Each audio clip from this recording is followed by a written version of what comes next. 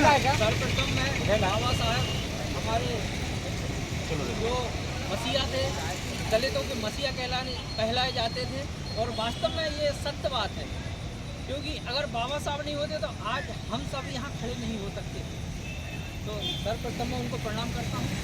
तत्पश्चात यहाँ हमारे समाज प्रबुद्ध जन जो कहने को तो हमारी समाज बहुत बड़ी है, लेकिन उनमें बहुत प्रबुद्ध जन मैंने इसलिए बोला कि शायद इतने ही लोग जागरूक होंगे, जबकि होशंगाबाद में आज की डेट में कम से कम 20,000 हमारी समाज फैली हुई थी, लेकिन क्या इतने ही लोग यहाँ एकत्रित हो सकते थे?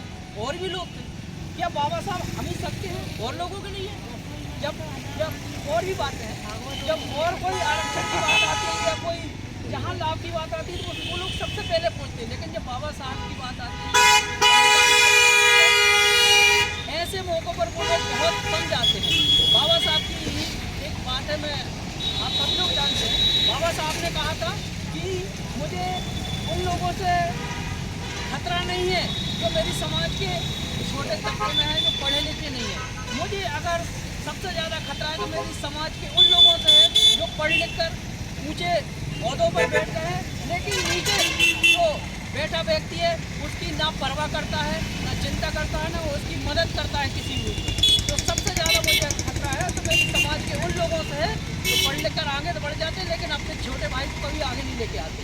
तो मेरा निवेदन है आप सभी लोगों से, अगर कोई स्थिति बनती है तो हम सब लोग जो भी हमारे पीछे खड़ा है उसको खींच के आगे लेके आए और बाबा साहब के विचारों को, संविधान के बारे में सबसे अधिक से अधिक मैं 5 लोगों को सिखाऊँ और 5 लोगों को जो चेन सिस्टम चलती है अन्य संस्था में, ऐसे लोगों को अगर हम समझाएंगे तो निश्चय ही बाबा साहब का सपना बहुत जल्दी पूरा होगा।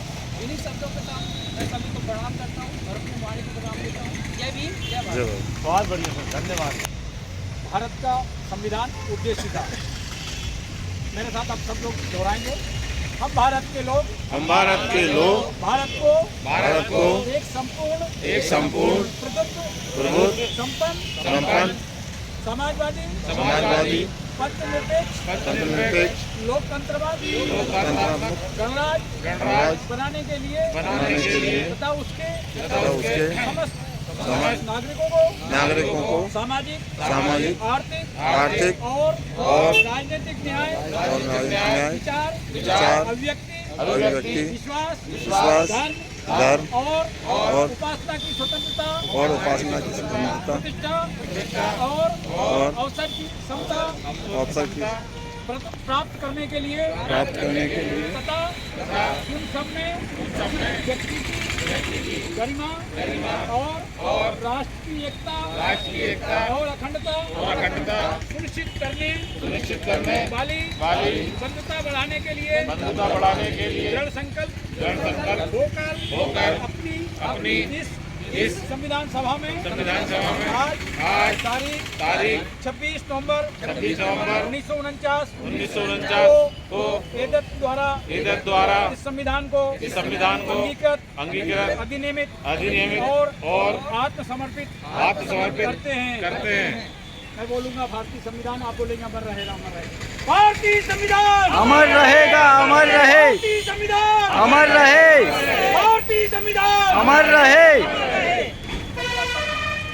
बाबा साहेब अमर रहे। आ जाओ सब ऐसे आ जाओ। तू खींच रहा फोटो, मैं खींचूंगा। तुम